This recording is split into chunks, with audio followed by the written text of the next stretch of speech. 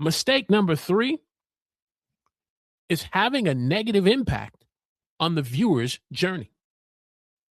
Having a negative impact on a viewer's journey. What do I mean by that?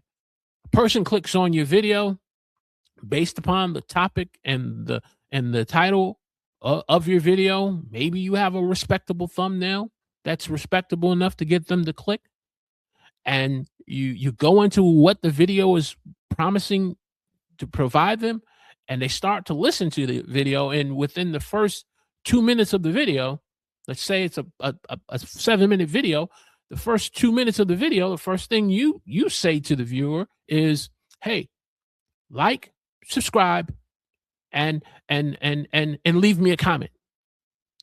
You've just asked this viewer, who is looking from something that your video is promising, to like, comment, and subscribe. And so as a result, if you do that enough times in your video too early, you are disrupting the viewer's journey and expectation of what they want from the video.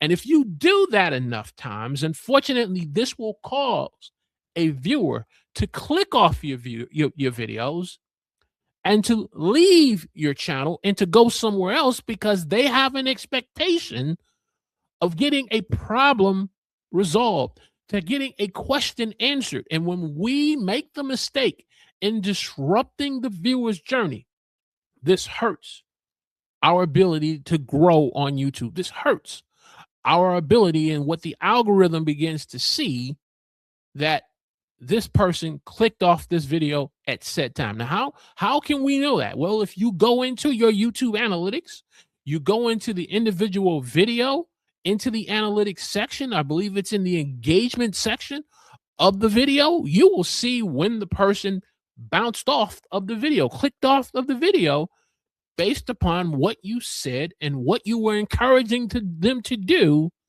that could disrupt the viewer's journey. Or another way is where you give a negative viewer journey, a negative viewer's experience of their journey, is when you end the video with not encouraging them to watch the next video that is in line with the previous video that they watched. And as a result, they click off the video, they leave your channel, and as a result, you lose the opportunity for them to end up watching more content.